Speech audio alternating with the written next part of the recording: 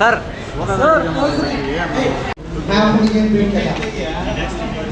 ಅಲ್ಲಿ ಅಷ್ಟು ಹೇಳಿದೆ ಒಟ್ಟು ಮಾರ್ಕ್ ಮಾಡಿಸಿದೆ ಅಲ್ಲಿ ಯಾವುದು ಮಾತುಕತೆ ಪೈಲ್ವಾನ್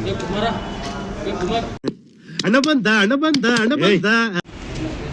ಬೆಲೆ ಬಾಳುವ ಶ್ರೀ ಮತ್ತು ಅತಿ ಹೆಚ್ಚು ರವೆ ಹೆಂಗ ಪಾಕೊಳಗೆ ಸೇರಿದಾಗ ರವೆ ಪೂರ್ತಿ ಆಗ್ತದೋ ಹಂಗಿದು ಏನಾಗ್ತದೆ ಅಮೃತ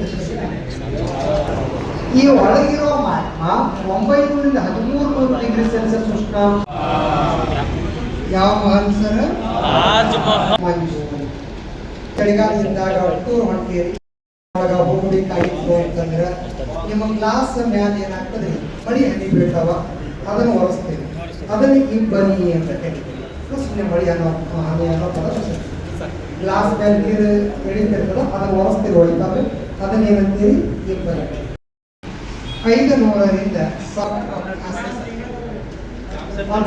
ಮೊದಲು ಹೇಳುತ್ತೆ ರಾಮಸ್ಥಾನ ಹೇಳ್ತೀನಿ ಅಂದಿರಲ್ಲ ಈಗ ನೀವು ಮಿತಿ ಬೇರೆಯವ ಮತ್ತೆ ಸರಿ ಈ ವಾರ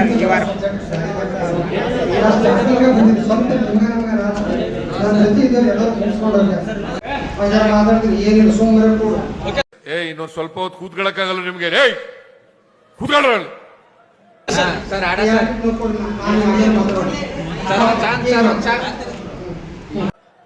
ಯಾರವನು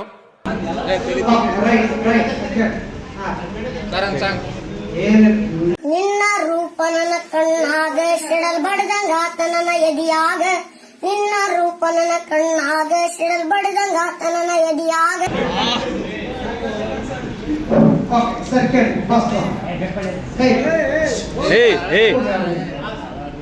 ಹಂಗೇನೋ ಮಾಡೋದು ಇಲ್ಲಿ ಕೇಳಿ ಫಸ್ಟ್ ಈ ಸಿಲೆಬಸ್ ಅಂತೂ ಎಲ್ಲ ಮುಗಿದಾವೆ ಮುಗಿಲಾರ್ದು ಇಲ್ಲ ಈಗ ನನ್ನ ಮ್ಯಾಲ ಏನ ಅಪವಾದಿರ್ಲಿ ಏನ ಬೇಡ ಅದು ಹೇಳ್ಯಾನ ಇದು ಹೇಳಿಲ್ಲ ಅದು ಹಂಗಾಗ್ಯದ ಇದು ಹಿಂಗಾಗ್ಯದ ಈಗೆಲ್ಲ ಮುಗಿತು ಇನ್ನು ಮುಗಿ ಕೆಲಸ ನಿಮ್ಮ ಓದ್ಬೇಕಾಗ ಫಸ್ಟ್ ತಗೋಬೇಕಾಗಿರುವಂಥದ್ದು ಓಲ್ಡ್ ಕ್ವಶನ್ ಪೇಪರ್ ಅಷ್ಟು ತಗೊಳ್ಬೇಕು ನೀವು ಯಾವ ಎಕ್ಸಾಮ್ ಐತಿ ಆ ಎಕ್ಸಾಮ್ ತಗೊಳ್ಳಿ ಯಾವುದೇ ಕಾರಣಕ್ಕೂ ಸಿಂಗಲ್ ಲೈನ್ ಓದಬೇಡಿ ದಯ ಸೀರೀಸ್ ಬುಕ್ ಇರ್ತಾವ ನೋಡಿರಿ ಒಂದ್ ದಿನಕ್ಕೆ 2,500 ಕ್ವಶನ್ ಮುಗಿತಾವ ಬಟ್ ಉಪಯೋಗ ಏನಾಗ್ತದೆ ಎಕ್ಸ್ಪ್ಲೇನ್ ಕಡಿಮೆ ಆಗ್ತದೆ 4 ಆನ್ಸರ್ ಎಕ್ಸ್ಪ್ಲೇನ್ ಇದ್ದಿ ಇರೋದ್ರೊಳಗೆ ಸಾಕಷ್ಟು ಅದ ಮಾರ್ಕೆಟ್ ಒಳಗೆ ನೋಡ್ರಿ ತಗೊಳ್ರಿ ಎಲ್ಲರೂ ಎಲ್ಲಿ ತಗೋಬೇಕಂದ್ರೆ ಒಬ್ರು KSPS ತಗೋರಿ ಒಬ್ರು SDFD ತಗೋರಿ ಒಬ್ರು KE ತಗೋರಿ ಮನುಷ್ಯ ಒಂದೊಂದು ತಗೋರಿ ಸಾಕು ಇದ್ರ ಹೊರಗೆ ಬರ್ತೇನೆ ಸೋರ್ಸಸ್ ಎಷ್ಟದ ಅಷ್ಟು ಏನು ಮಾಡಿ ಕಲೆಕ್ಟ್ ಮಾಡ್ಕೊಡ್ರಿ ಯೂಟ್ಯೂಬ್ ಕ್ಲಾಸ್ ಅಂತೂ ಸಾಕಷ್ಟು ಮ್ಯಾರಥಾನ್ಗಳದಾವ ಸ್ವಲ್ಪ ಮುರೇ ನೋಡ್ಬೋದು ಏನು ಅಡ್ಡಿ ಒಟ್ಟು ಹೆಂಗೆ ಒಟ್ಟು ಓದ್ಬೇಕಂತ ಮತ್ತೊಂದು ಇನ್ನೊಂದು ನೆನಪಿರಿ ಈ ಗುರ್ಲಾಪುರ ರೈತ ಹೋರಾಟಗಾರ ಸಮಿತಿ ಕಬ್ಬು ಬೆಳೆಗಾಗಿ ಹೋರಾಟ ಮಾಡಿದ್ರೆ ಶಶಿಕಾಂತ್ ಗುರ್ಜಿ ಕಾಂಬ್ಳೆ ಯಾರು ಇನ್ನೊಬ್ರು ಅದಾರ ಅವ್ರ ಹೆಸರು ಬರವಲ್ಲ ಅವ್ರಿಬ್ರು ಪ್ರೆಸ್ ಮೀಟ್ ಮಾಡಿ ನೋಡಿರಿ ಮನೆ ಅನೌನ್ಸ್ಮೆಂಟ್ ಮಾಡಿರಿ ಯೂಟ್ಯೂಬ್ದಾಗ ಅದೇ ಓಡಾಡಕತ್ತಾರೆ ಸರ್ ಧಾರವಾಡದ ಮಾತು ಹೋರಾಟ ಮಾಡ್ತೀವಿ ಅಂತ ಹೇಳ್ಯಾರ ಅವ್ರು ಹಾಂ ಸರ್ ಅವ್ರು ಹೋರಾಟ ಮಾಡ್ತೀವಿ ಏನು ಸರ್ ಅವ್ರು ಹೇಳಿರಿ ಸರ್ ನಾವೇನು ಹುಚ್ಚುತ್ತರ ಹಂಗಿಲ್ಲ ನಮ್ಮ ಬೇಡಿಕೆ ಏನದೋ ಅದು ಈಡೇರಿಸ್ಬೇಕಂದ್ರೆ ನಾವು ಹೋರಾಟ ಬಿಡೋರು ಇಲ್ಲ ಅಂದ್ರೆ ಹೋರಾಟ ಏನು ಮಾಡೋದಿಲ್ಲ ಬಿಡೋದಿಲ್ಲ ಅಂತ ಹೇಳ್ಯಾರ ನೆನಪಿರ್ಬೇಕು ಹಿಂಗಾಗಿ ಇನ್ನು ಕಾಲ್ಕೊಂಡು ದೂರ ಹೋಗಲ್ಲ ಸರ್ ರೈತ ಸಂಘಟನೆಗಳು ಏನಾದರೂ ಇದಕ್ಕೆ ಬಂದು ನಿಂತ್ಕೊಂಡು ತಿಳ್ಕೋರಿ ಅವ್ರು ತಮ್ಮ ಬೆಂಬಲ ಅಂದ್ರೆ ತಾವು ಏನು ಬೇಡಿಕೆ ಇಟ್ಟಿರ್ತಾರ ಆ ಬೇಡಿಕೆ ಈಡೇರುವವರೆಗೂ ಅವ್ರು ಹೋರಾಟ ಕೆಲಸ ಮಾಡೋದು ನಾವು ಉಗ್ರವಾದ ಹೋರಾಟಗಾರ ಹಿಂಗಾಗಿ ಕಂಪಲ್ಸರಿ ನೋಟಿಫಿಕೇಶನ್ ಆಗೇ ಆಗ್ತಾವ ಆಗಲೇ ಈ 9ಕ್ಕೆ ಎಲೆಕ್ಷನ್ ಎಂಡ್ ಆಗ್ತದೆ ಅದಾದ ನಂತರ ಒಳ ಮೀಸಲಾತಿದ ಮುಂದೆ ನಿರ್ಧಾರ ಕೈಗೊಳ್ತಾರೆ ಒಂದೆರಡು ವಿಚಾರ ನೆನಪಿರಲಿ ನಮ್ಮ ಸಂಬಂಧಪಟ್ಟ ಒಳ ಮೀಸಲಾತಿ ಹಂಗಾಗ್ತದ ಹಿಂಗಾಗ್ತದ ಕೋರ್ಟ್ ಒಳಗೆ ಕೇಸ್ ಅದ ಅವೆಲ್ಲ ತಗೊಂಡು ನಾವು ಏನು ಮಾಡೋರದೀವಿ ಅದಕ್ಕಂತ ಸಂವಿಧಾನದ ಸುಪ್ರೀಂ ಕೋರ್ಟ್ ಹೈಕೋರ್ಟ್ ನ್ಯಾಯಮೂರ್ತಿಗಳದ ಆಡಳಿತ ಮಾಡಿಸಿದ್ದು ಅದ ಅವ್ರೆಲ್ಲ ಅವ್ರು ನೋಡ್ಕೋತಾರೆ CM ಜಡ್ಜ್ಗಳು ನೋಡ್ಕೋತಾರೆ ನಮ್ಮ ಕೆಲಸ ಏನು ನೋಡೋದು ಹಿಂಗಾಗಿ ಒಳ ಮೀಸಲಾತಿ ಬಗ್ಗೆ ತಿಳಿ ಕೆಡಿಸ್ಕೋಬೇಡ್ರಿ ನೀನು ಯಾವುದೇ ಕೆಟಗರಿ ಎಲ್ಲರಿಗೆ ಸಂಬಂಧಪಟ್ಟರೆ ನೀನು ಸಂಬಂಧಪಡ್ತದೆ ಎಲ್ಲರಿಗೆ ಸಂಬಂಧಪಟ್ಟು ನೀನು ಸಂಬಂಧಪಡೋದಿಲ್ಲ ಏನೇನು ಒಬ್ಬರಿಗೆ ಸ್ಪೆಸಿಫಿಕ್ ಆಗಿ ತರ್ತೀವಲ್ರಿ ಏನಾರ ಕಾಯ್ದೆ ಕಾನೂನು ಇಲ್ಲ ನೀವೇನು ತಿಳಿ ಕೆಡಿಸ್ಕೊತೀರಿ ಅದ್ರ ಬಗ್ಗೆ ಹೋರಾಟ ಮಾಡಿರಿ ಹೋರಾಟದವ್ರು ಹೋಗ್ರಿ ಬೆಂಬಲ ಕೊಡ್ರಿ ಆದ್ರೆ ಅದನ್ನು ಮನಸ್ಸಿನಾಗ ಇಟ್ಕೊಂಡು ಓದೋದು ಬಿಡಬೇಡ ಸರ್ ಒಂದೇ ಮಾತ್ರ ಬಡವನ ಸೀಟು ದೌಡಿಗೆ ಮೂಲ. ನಾವು ಏನು ಮಾಡಿದ್ರು ಹೆಲ್ಪ್ಲೆಸ್, ಏನು ಮಾಡೋಕ್ಕಾಗಲ್ಲ. ಪ್ರಜಾಪ್ರಭುತ್ವ ಎಲ್ಲಿವರೆಗೆ ಇರ್ತದೋ ಅಲ್ಲಿವರೆಗೆ ಅನೀತಿ ಅಧರ್ಮ ಕಾರ್ಯ ಶಾಶ್ವತ. ಅದೇ ಮಾಸ್ತರ ಹೌದು. ಈಗ ಗೆದ್ದು ಬಂದಂಥ MLA ಮಾಡೋ ಕೆಲಸ ಏನು? ಅವ್ರು ಮಾಡ್ತಾರೆ ತಪ್ಪು ಅವರಲ್ಲ. ಯಾಕೆ ಓಟ್ ಹಾಕ್ಬೇಕಾದ್ರೆ ನಾವು ಏನು ತಗೊಂಡಿರ್ತೀವಿ? ಸಾಮಾನ್ಯ ಸರ್, ಬರೀ ಒಂದು ನಾರ್ಮಲ್ ಗ್ರಾಮ ಪಂಚಾಯತಿ ಎಲೆಕ್ಷನ್ ಎಷ್ಟೆಷ್ಟೋ ಲಕ್ಷ ಗಂಟೆ ಖರ್ಚಾಗ್ತದೆ. ಮಿನಿಮಮ್ 3 ಲಕ್ಷ ಗಂಟೆ ಖರ್ಚಾಗ್ತದೆ ಗ್ರಾಮ ಪಂಚಾಯತಿ. ಹಾ ಸರ್, ಮತ್ತು ಅಂತದ್ರಾಗ MLA ಎಲೆಕ್ಷನ್ ಸರಿ, ನಾನು ದುಡ್ಡು ಇನ್ವೆಸ್ಟ್ಮೆಂಟ್ ಮಾಡ್ತೀನಿ ಅಂದ್ರೆ ರಿಟರ್ನ್ ಬರ್ತದಂತ ಇನ್ವೆಸ್ಟ್ಮೆಂಟ್ ಇನ್ವೆಸ್ಟ್ಮೆಂಟ್ ಮಾಡ್ತೀವಿ ಅಂತ ಇವೆಲ್ಲ ನಾವೇನು ಮಾಡೋಕ್ಕಾಗೋದಿಲ್ಲ. ಅನಿವಾರ್ಯ. ಬೇರೆ ನೀವೆಲ್ಲ ಹೊಲ ಮೈಯಾಕತ್ತಾಗೋದು ನಡೆಯೋದು ಯಾರ ಕೈಯಿಂದಲೂ ಸಾಧ್ಯ.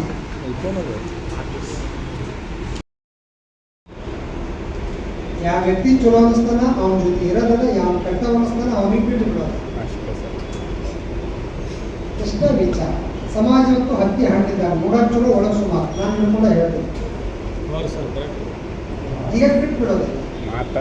ಯಾರು ನಿಮ್ಮ ಸ್ಟಡಿಗೆ ಹೆಲ್ಪ್ ಆಗ್ತಾರ ಅವ್ರಿಗೆ ಇಟ್ಕೋದು, ಯಾರು ಹೆಲ್ಪ್ ಆಗಲ್ಲ ಅವ್ರಿಗೆ ಬಿಟ್ಟು. ಸ್ಟಡಿಗೆ ಹೆಲ್ಪ್ ಆಗ್ತದೆ ನೀವು ಹೇಳ್ಬೋದು ಕೇಳ್ಬೋದು, ಎಲ್ಲ ಆತ್ಮೀಯರಿಗೆ ಇರುತ್ತೆ. ಸಿಕ್ಕವ್ರಿಗೆ ಎಲ್ಲರಿಗೆ ಇದು ಮಾಡೋದು, ಅವ್ರ ಮಾತು ಕೇಳಿ ಇವ್ರ ಮೋಟಿವೇಶನ್ ಕೇಳಿ ಓದ್ತೀವಿ ಅಂದ್ರೆ ಸತ್ರು ಆಗ್ತದೆ. ಸ್ವತಃ ನಿಮ್ಮ ಮನೆ ಪರಿಸ್ಥಿತಿ ತಂದಿದ್ದ ಈಗ ನೆನಪು ಮಾಡ್ಕೋಬೇಕು, ನೀವು ಓದಬೇಕು. ನಾವು ಬುದ್ಧಿ ತಿಳಿದು ಯಾವಾಗ ಓದ್ತೀವಿ ಅವಾಗ ಓದಿದ್ದೆಲ್ಲ ನೆನಪೇ ಉಳಿತಾವೆ. ಇದು ಮಾತ್ರ ಸತ್ಯ. ಇನ್ನೊಬ್ರು ಹೇಳ್ದಾಗ ಓದಿದ್ರು ನಮ್ಮ ನೆನಪು ಉಳಿಯೋದಿಲ್ಲ. ನಾವು ಓದಿದಾಗ ನಮಗಲ್ಲಿ ಏನಂತಂದ್ರೆ ನೆನಪು ಉಳಿತದ. ಒಂದು ನೆನಪಿಟ್ಟು ಓದಿ. ಒಂದು ಬುಕ್ಕನ್ನು ಒಂದು ಸಲ ಓದಿ 2ನೇ ಸಲ ಓದಾಕಂತ ಗಮ್ಮತ್ತದ ರುಚಿ ಬೇರೆ ಅನ್ನಿಸ್ತದ. 3ನೇ ಸಲ ಓದಾಕಂತ ಟ್ರಿಕ್ಸ್ ಬೇರೆ ಅನ್ನಿಸ್ತದ. 4ನೇ ಸಲ ಓದತಿ ಇದು ಓದಬಾರ್ದು, ಇದು ಓದಬೇಕಂತ ಗೊತ್ತಾಗ್ತದೆ. ಒಂದೇ ಬುಕ್ ನಾವು ಯಾವುದ್ರ ಜೊತೆ ಸಂಪರ್ಕ ಎಷ್ಟು ಹೆಚ್ಚು ಮಾಡ್ತೀವಿ ಅದರ ಒಳಗಿನ ಗುಣಗಳು ನಮಗೆ ಏನಂತ ಗೊತ್ತಾಗ್ತದೆ. ಇಷ್ಟ ಬರ್ತೀವಿ ನಾವು ಹೆಂಗೆ ಹೆಚ್ಚು ಓದ್ಕೋತ ಹೋಗ್ತೀವಿ, ಹಂಗೆ ಹೆಚ್ಚಿನ ಟ್ರಿಕ್ಸ್ಗಳು ನಮ್ಗೆ ಏನಾಗ್ತವೆ ಗೊತ್ತಾಗ್ತದೆ. ಕೆಲವೊಬ್ರು ಟ್ರಿಕ್ಸ್ ಮೇಲೆ ಎಕ್ಸಾಮ್ದಾಗ ಆನ್ಸರ್ ಮಾಡೋರಿರ್ತಾರೆ, ಕೆಲವೊಬ್ರು ಓದಿ ಆನ್ಸರ್ ಮಾಡೋರಿರ್ತಾರೆ. ಇನ್ನು ಕೆಲವೊಬ್ರು ಯಾವುದು ಬೇಡಪ್ಪ ಅಂತೇಳಿ ದೇವ್ರ ಅಂಕಿ ಮೇಲೆ ಓದ್ತವ್ರು ಇರುತ್ತೆ. ಅವೆಲ್ಲ ಮೊದಲು ಈಗ ಯಾಕೆ ಈಗ ಬಂದಿದ್ರೆ 5 ಆಪ್ಷನ್ಸ್ ಕಂಪಲ್ಸರಿ ತಂದಾನೆ. ನೀವು ಹಾಕ್ಲಿಕ್ಕಂದ್ರೆ ಅದೇನು ಮಾಡಬೇಕು, ರೌಂಡ್ ಅಪ್ ಮಾಡಬೇಕು. ಹೀಗಾಗಿ ಸರ್ ಸ್ಕ್ಯಾಮ್ 99% ಕಟ್ ಆಗ್ತದೆ. ನೀವು ಎಷ್ಟು ಆನ್ಸರ್ ಹಾಕಿ ಅಂತೂ ಅಲ್ಲಿ ಬರೀಬೇಕು. ಯಾವುದೋ ಹಾಕಬೇಕು, 5 ಆನ್ಸರ್ ತಿದ್ದಬೇಕು. ನಾನು ಯಾವುದೋ ಹಾಕಿಲ್ಲ ಅಂತ ಹಂಗೆ ಹೇಳ್ಬೋದು. ಯಾರು ಇಲ್ಲೆಲ್ಲ ಸುಮಾರು ನಾವು ಸಣ್ಣವ್ರು ಹೇಳೋದು. ಇದು ಒಂದು ವಿಚಾರ ಅರ್ಥ ಆಗ್ತದ.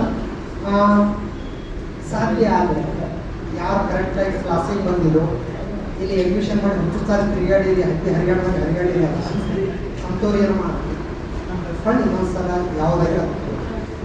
ನನ್ನ ಪ್ರಕಾರ science and tech, EVS, marks, mental ability 4ರ ಮೇಲೆ 40% ಫಿಕ್ಸ್ ಬರ್ತದೆ.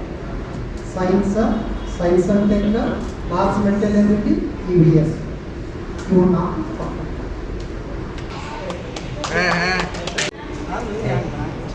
ಕಂಪ್ಯೂಟರ್ ಸರಿ ಚಮ್ಮ ಕೂಡ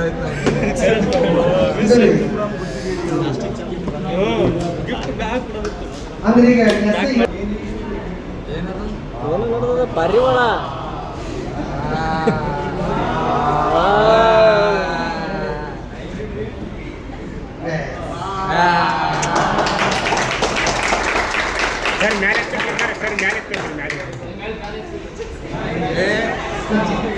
ಸರ್ ಮೇಲೆ ಓಕೆ ರೀ. ಏನ್ ವಿಶೇಷ ಇವ್ರದ್ದು ಬುದ್ಧಂದು? ಈಗ ಕೇಳಿದ್ರಲ್ಲ, ರಾತ್ರಿ ಓದಬೇಕಾ ಹಗಲು ಓದಬೇಕಾ? ಯಾವಾಗ ಸ್ಟಡಿ ಮಾಡ್ಯಾರ ಇವರು? ಯಾವಾಗ ಸರ್ ಈಗ ಸಿಲೆಬಸ್ ಹೇಳ? ಹಾ ಓಕೆ ಸರ್ ಹೇಳ್ತೀನಿ, ಮೆಸೇಜ್ ಹಾಕ್ರಿ ಅಂತ ಹೇಳಿ. ಕ್ಲಾಸ್ ಹಂಗೆಲ್ಲ ಮಾಡಂಗಿಲ್ಲ. ತಿದ್ದಿ ತಿಳಿ ಹೇಳಿ ಸಮಬುದ್ಧಿ ನಮ್ಮ ಚಿತ್ತ ಶುದ್ಧಿಯಾಗೋ ಹಾದಿ.